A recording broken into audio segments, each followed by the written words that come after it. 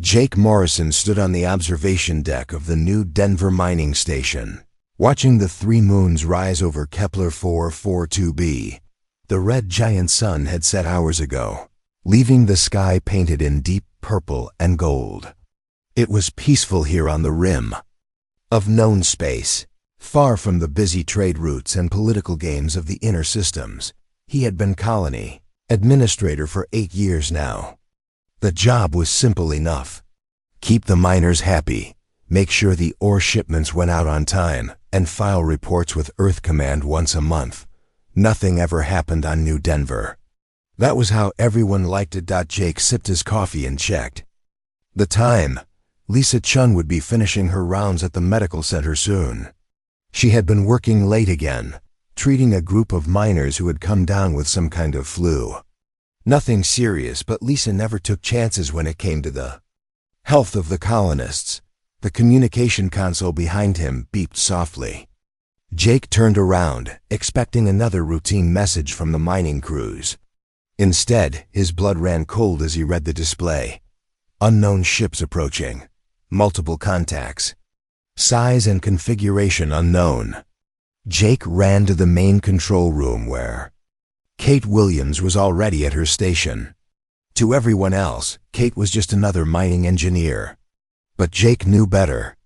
He had served in Earth Fleet Intelligence before taking this job, and he recognized the signs. Kate was military, though she hid it well. "What do we have?" Jake asked. Kate's fingers moved quickly over her console. 15 ships. Maybe more. They're big, Jake. Bigger than anything we've seen before. Federation ships? No. Kate's voice was tight. These are something else. The main screen lit up with the image of the approaching fleet. The ships were dark and angular, covered in spikes and weapon ports. Jake had never seen designs like these before, but he knew trouble when he saw it. "Open a channel," he ordered. "This is New Denver Colony. Please identify yourselves and state your business." The response came immediately. The screen filled with the image of a creature that looked like a cross between a lizard and an insect. Its voice was harsh and clicking. "I am War Commander Thrak of the Vorthic Hegemony. Your world now belongs to us. Surrender immediately or be destroyed." Jake felt his stomach drop.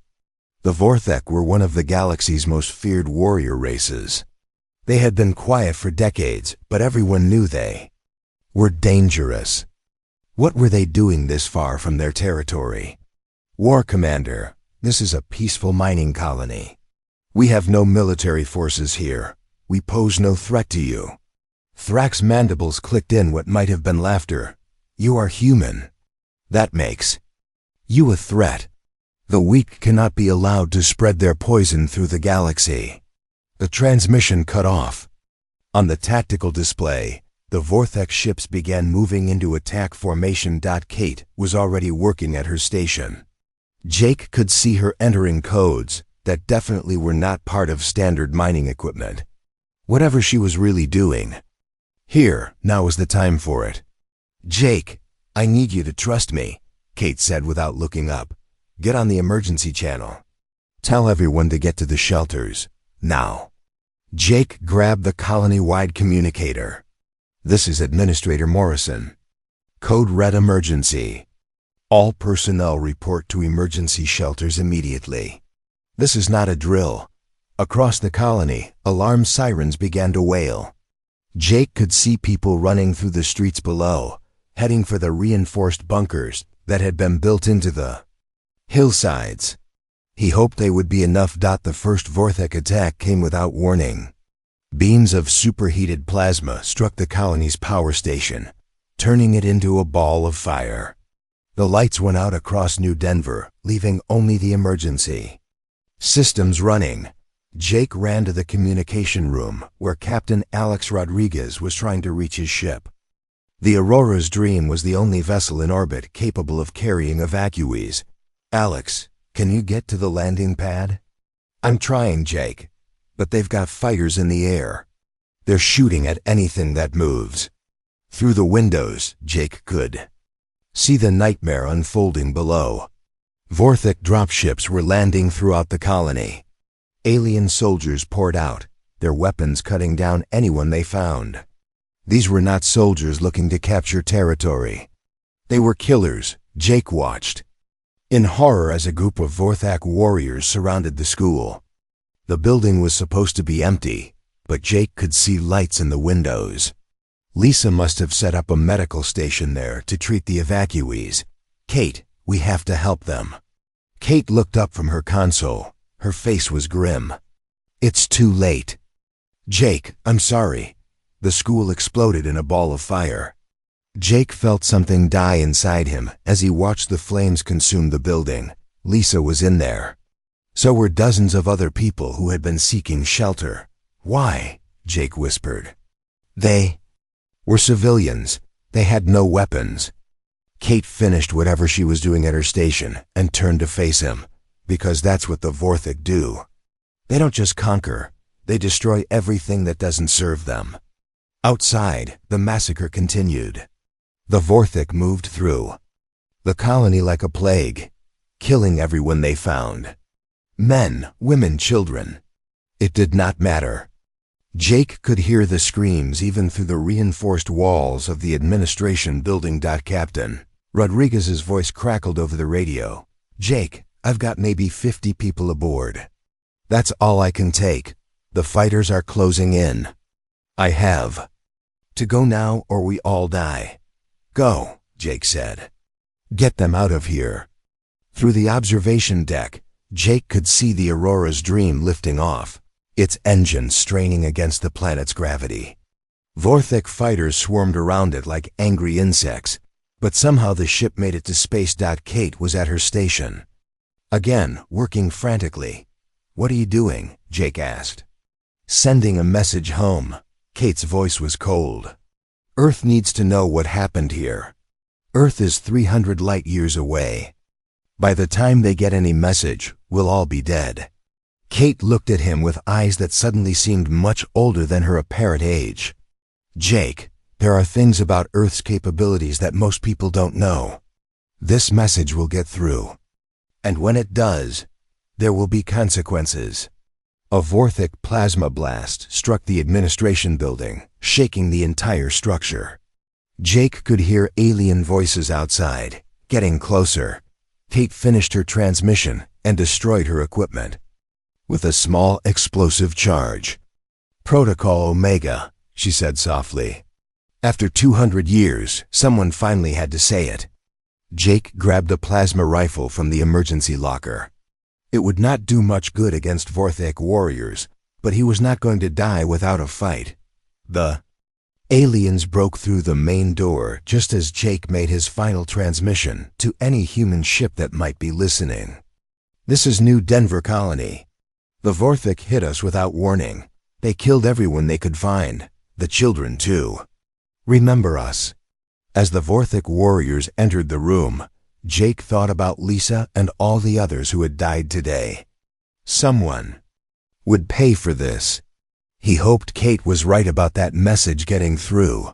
The galaxy was about to learn that some sleeping giants should never be awakened. Admiral John Blake stood in the command center of the secret military base, hidden in the asteroid belt beyond Pluto. For 40 years, he had waited for this day. He had hoped it would never come, but humanity had always prepared for the worst. Message from New Denver had reached Earth in less than 6 hours. Most people thought faster-than-light communication was impossible, but most people did not know about Project Whisper. The quantum communication network had been humanity's most closely guarded secret for over a century. Protocol Omega confirmed, Admiral, reported Commander Beth Turner. She was young for her rank, but then again, most of the officers in the hidden fleet were. They had been selected and trained in complete secrecy, preparing for a war that might never come. Blake looked at the massive display screen showing the deployment of human forces across the solar system. Ships were emerging from hidden bases on the dark side of the moon, from hollowed-out asteroids, from stations built inside the gas giant atmospheres where no alien sensors had ever looked. How many ships do we have ready? Blake asked. 247 capital ships, sir. Over 800 smaller vessels, all equipped with the new technology. Blake nodded. The new technology. Humanity had been reverse engineering alien equipment for 2 centuries, ever since the first crashed scout ship had been found in the Nevada desert. Every piece of alien tech that had ever fallen into human hands had been studied, improved, and turned into something better. Dr. Sam Parker entered the command center, his lab coat still covered in the dust from the weapons testing facility. The gravitational disruptors are ready, Admiral. All ships have been equipped with the new drives and weapon systems. And the AI combat systems? Online and functioning perfectly. The aliens taught us about quantum computing without even knowing it. Our AI systems can process battle data faster than any organic mind. Blake walked to the observation deck and looked out at the fleet assembling in space. These were not the small patrol boats and merchant vessels that humanity had shown to the galaxy. These were warships built for one purpose: to fight and win against any enemy. The largest ship in the fleet was the Vengeance, Blake's flagship. It was 3 kilometers long and armed with weapons that could crack a planet's crust. The aliens had never seen anything like it because humanity had been very careful to keep their true capabilities hidden. General Mike Davis appeared on the communication screen from Earth Command. Admiral, the President has given final authorization. You are free to engage. Understood, General. What about the Galactic Federation? They're offering economic sanctions against the Vorthik. Some strongly worded diplomatic protests. The usual useless response. Blake was not surprised. The Federation had always treated humanity as a minor species, useful for trade, but not important enough to protect. They were about to learn how wrong. They had been. Colonel Beth Turner joined Blake on the observation deck. She was wearing the new combat armor that made human soldiers nearly invincible.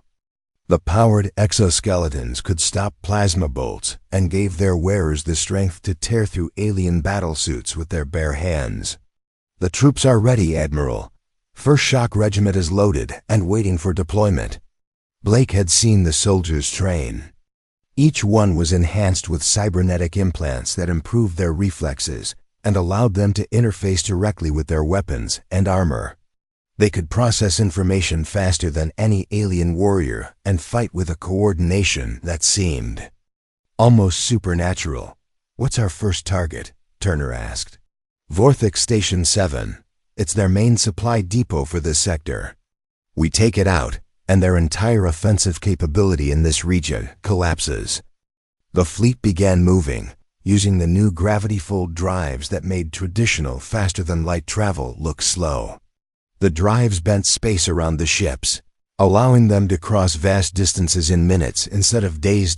As the human fleet approached Vorthik space, alien sensors finally detected them.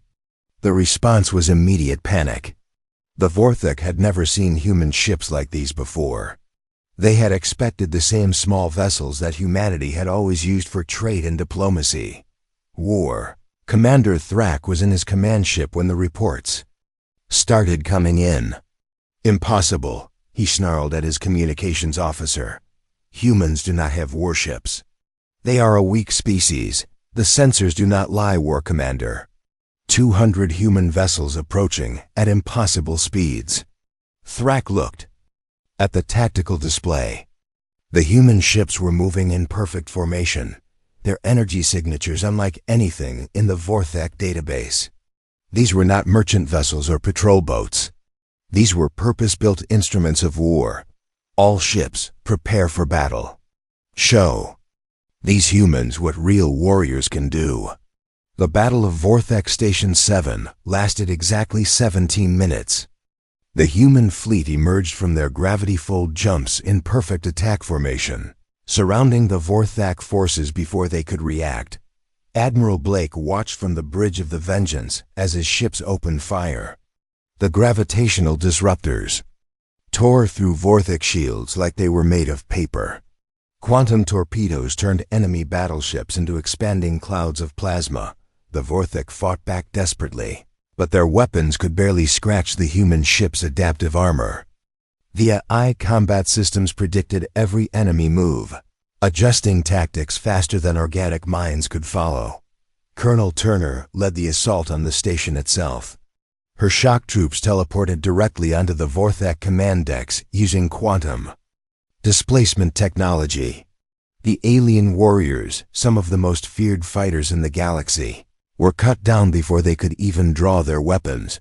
When the battle was over, Vorthik Station 7 was a drifting wreck. The entire enemy fleet had been destroyed with 0 human casualties. News of the battle spread across the galaxy at light speed. Alien governments that had dismissed humanity for centuries suddenly found themselves reevaluating everything they thought they knew.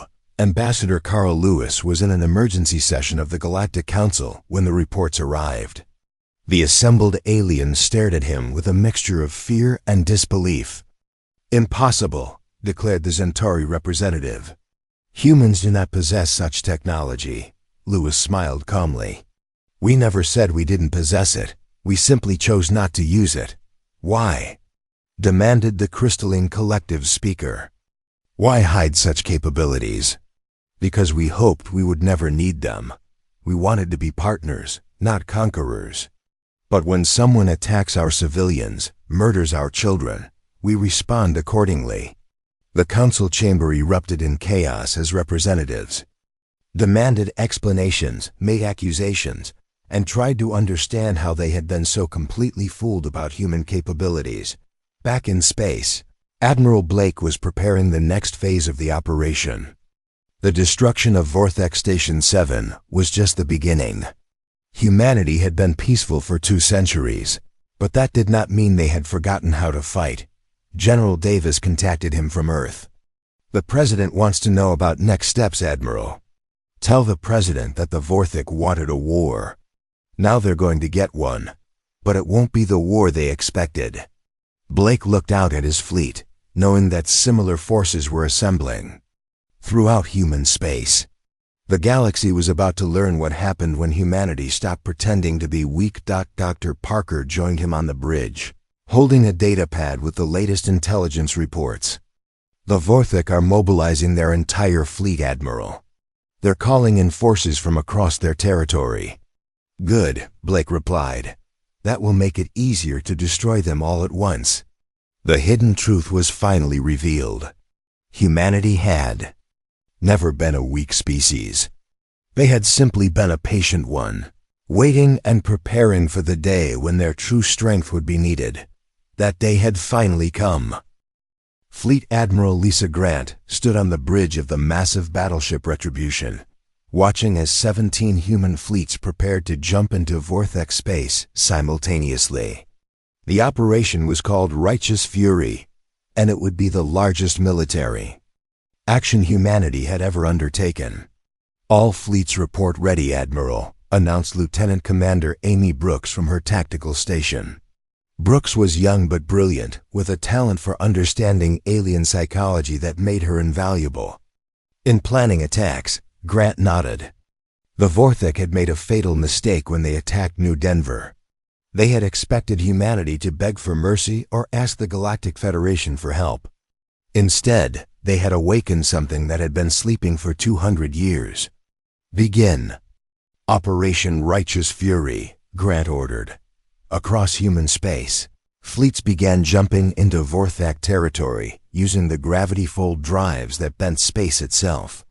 The Vorthak had spread their forces thin, expecting to fight a defensive war against a weak enemy. They were about to learn how wrong they had been. Captain Roy Henderson commanded the Retribution's weapon systems as they emerged near Vorthak Prime, the enemy's home world.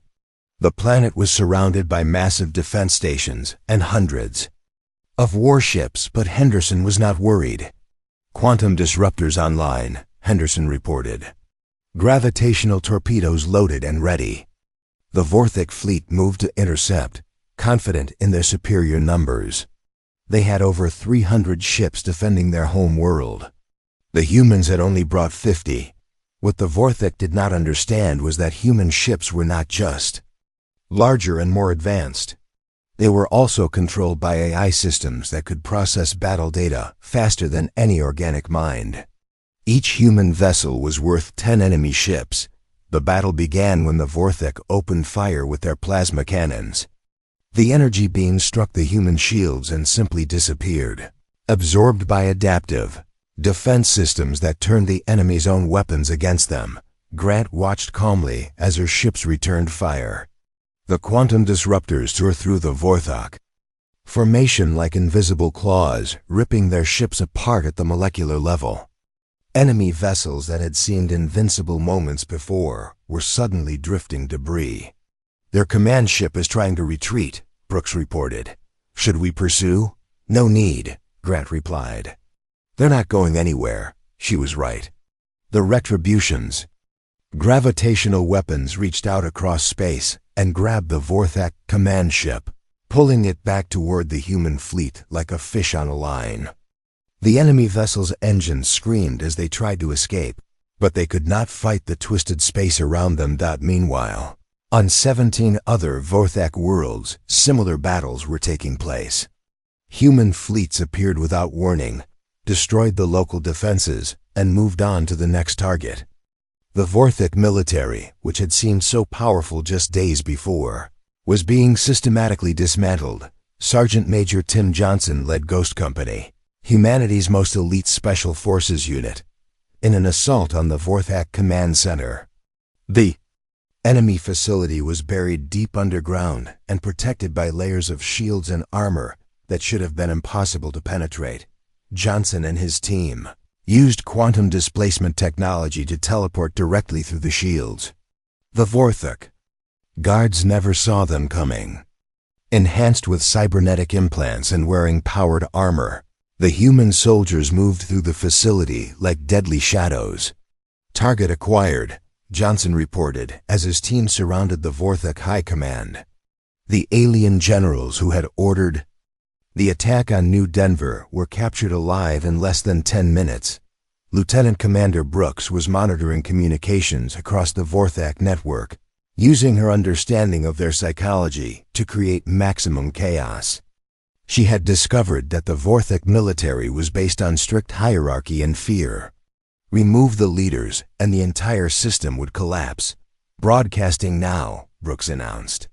She had prepared messages in the Vorthak language that would turn their own soldiers against their commanders.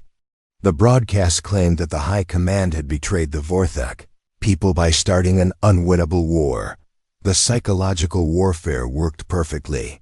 Across the Vorthak territory, military units began surrendering or turning on their officers. The rigid command structure that had made them strong was now making them weak.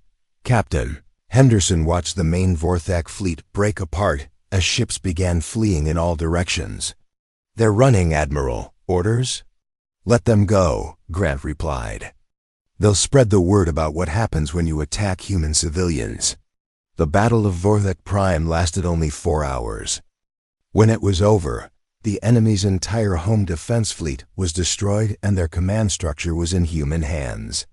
Similar results were being reported from all 17 target systems. War Commander Thrak, the alien who had ordered the attack on New Denver, was brought before Admiral Grant on the retribution. He had been captured during the assault on the command center, his ship disabled by weapons he could not understand. "You have destroyed us," Thrak said, his voice filled with disbelief. "How is this possible? You are supposed to be weak." Grant looked at the alien commander with cold eyes. "We were never weak. We just chose to be peaceful. You made us choose differently. But your ships, your weapons, where did they come from? We've been building them for 2 centuries. Every piece of alien technology that ever fell into our hands, we studied it, improved it, and made it our own. You taught us everything we needed to know to defeat you." Thrak's mandibles clicked in what might have been laughter or despair. "We trained our own destroyers." "Yes, and now you're going to help us clean up the mess you made." The war was effectively over in 6 months. The Vorthak hegemony, which had been one of the galaxy's major military powers, was completely defeated. Their fleets were destroyed, their worlds occupied, and their leadership captured. But the real shock was felt throughout the rest of the galaxy. Species that had dismissed humanity for centuries suddenly realized they had been living next to a sleeping giant. The humans who had seemed so peaceful and harmless were actually the most dangerous military force in known space. The Centauri Republic immediately sent ambassadors to Earth, offering full alliance. The Crystalline Collective began developing their own secret weapons programs, terrified that they might be the next target. Minor species throughout the galaxy sent messages of support to humanity, hoping for protection. The Galactic Federation called an emergency session to discuss the new reality. Ambassador Lewis addressed the assembly with a simple message. We did not want this war. We did not start this war. But we finished it. And if anyone else thinks they can attack human civilians without consequences, they are welcome to try. The assembled aliens sat in stunned silence. The galaxy had changed forever. Humanity was no longer a minor species to be ignored or dismissed. They were the dominant military power, and everyone knew it. Dr. Parker sent a final report to Earth Command. The new weapons performed beyond expectations. Vorthic technology has been completely analyzed and integrated into our systems. We are now stronger than ever. Admiral Blake reviewed the casualty reports from all 17 battles. Human losses were minimal. While the Vorthic had lost over 90% of their military forces, it had not been a war. It had been an extermination. What now? Asked General Davis. Blake looked out at the stars, knowing that the galaxy would never be the same. Now we keep the peace, but on our terms. The Vorthic had wanted to show the galaxy that humans were weak. Instead, they had proven that humanity was the most dangerous species in known space. The lesson would not be forgotten. President Nancy Foster stood before the Galactic Assembly, looking out at hundreds of alien faces that stared back at her with fear, respect, and uncertainty. 3 years had passed since the Vorthic War ended, but the galaxy was still struggling to understand what humanity had become. We did not choose to reveal our true capabilities, Foster said, her voice calm but firm. We spent 2 centuries hoping we would never need them. We wanted to be partners in building a peaceful galaxy, not its guardians. But sometimes the universe forces choices upon us. In the audience, Ambassador Carl Lewis watched the reactions of the various species representatives. The Centauri delegation nodded in agreement, while the Crystalline Collective speakers remained motionless. The smaller species looked hopeful, knowing that human protection had freed them from larger predators. The new galactic charter was different from the old Federation rules. Humanity now held the position of protector species with the authority to intervene when aggressive actions threatened civilian populations. It was a role they had not wanted, but one they had accepted. Director Helen Walsh sat in her office at the Human Intelligence Service headquarters, reviewing reports from across the galaxy. Her agents were embedded in every major government and military organization, not as spies, but as advisors helping maintain peace. The Corvan Empire is building new warships again, reported Agent Danny Scott from his post in Corvan space. Nothing threatening, but they're testing boundaries. Walsh made a note to have Captain Ben Cooper's patrol fleet make a routine visit to the Corvan system. The New Horizon and her sister ships maintained a visible presence throughout the galaxy, reminding everyone that human protection came with human oversight. Captain Cooper himself was currently in orbit around Vorthic Prime, overseeing the rebuilding efforts. The former Vorthic capital was now a thriving world again, but under human administration. The surviving Vorthic had learned to work within the new system. Former War Commander Thrak had become an unlikely ally in the reconstruction process. After 3 years of imprisonment and re-education, he had come to understand human concepts of justice and mercy. He now served as a liaison between his people and their human administrators. The mining colonies are producing again, Thrak reported to Cooper during their weekly meeting. Food distribution is stable. Most of our people have accepted the new reality. Cooper nodded. The humans had not sought to punish the Vorthik people for their leadership's crimes. Instead, they had focused on rebuilding and education. It was a different approach than most galactic powers would have taken. What about the resistance groups? Cooper asked. There are still some who believe we can return to the old ways, Thrak admitted. But they are few, and their support shrinks each month. Most Vorthak now see that life under human protection is better than life under our former rulers. This was the pattern across former Vorthak territory. Human administration was firm but fair. War crimes were prosecuted, but ordinary citizens were helped to rebuild their lives. It was a model that other species were beginning to notice and copy. Jake Morrison walked through the Memorial Park at New Denver, now fully rebuilt and bustling with life. The colony was larger than before, with humans and aliens working side by side in the mines and processing facilities. A monument stood where the old school had been, listing the names of those who died in the Vorthek attack. Children played around the monument, both human and alien. They had no memory of the fear that had once gripped the galaxy. To them, the idea of species fighting species seemed strange and old-fashioned. They're growing up in a different world than we did, said Lisa Chun, joining Jake at the memorial. She had survived the attack by sheer luck, having been in the underground medical bunker when the school was destroyed. Now she ran the colony's expanded medical facility. A better world, Jake replied, even if it came at a terrible price. The galactic economy had stabilized under the new order. Trade routes were safer than they had ever been, protected by human patrol ships that could respond to any threat within hours. Pirates and raiders had virtually disappeared. Knowing that human justice was swift and certain, the Centauri Republic had become humanity's closest ally, their own military forces now training alongside human units. President Zara Volkov of the Centauri often spoke of the partnership as a model for the future.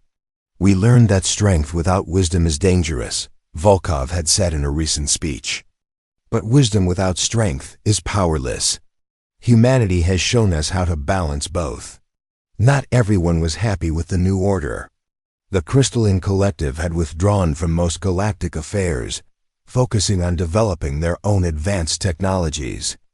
Intelligence reports suggested they were trying to match human capabilities, but their efforts were decades behind. Some species complained that humanity was too controlling, that the galaxy had simply traded one set of masters for another.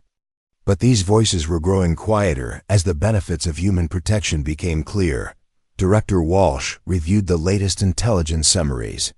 Crime rates were down across the galaxy.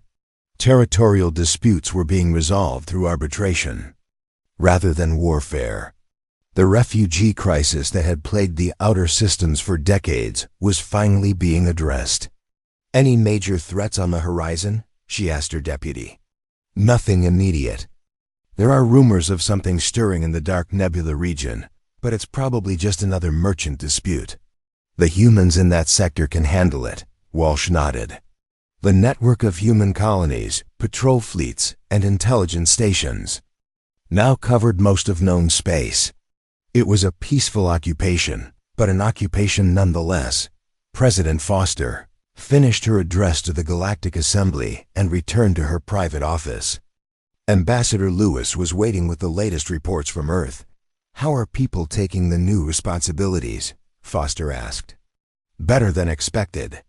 The military is adapting well to peacekeeping duties. The colonies are thriving under the protection of the patrol fleets. Most humans understand that this is the price of being the strongest species in the galaxy. Foster looked out the window at the ships in orbit around the assembly station.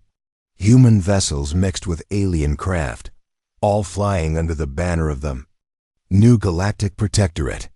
It was not the future anyone had planned, but it was the future they had. Dr. Parker entered with a datapad containing the latest research reports. The new defensive technologies are complete, Madam President. If anyone tries to challenge human authority, we'll be ready. Let's hope no one is that foolish, Foster replied. We've seen enough war for several lifetimes. Back on New Denver, Jake Morrison watched the sunset paint the sky in brilliant colors. Children's laughter echoed from the playground, and the sounds of a busy colony filled the air. It was peaceful here, as it was across most of the galaxy. Memorial Stone bore a simple inscription. They died so others might live in peace. We remember them, and we guard that peace. Jake thought about the galaxy his grandchildren would inherit. It would be a human galaxy, shaped by human values and protected by human strength. It was not the future humanity had originally wanted, but it was the future they had chosen when faced with the alternative. The stars shone down on a galaxy that was finally at peace, watched over by a species that had learned the hard way that sometimes the greatest act of mercy is the willingness to fight for those who cannot fight for themselves. The galaxy was still recovering from the war, but it was healing under humanity's careful guidance. And that, Jake thought, was perhaps the most human thing of all.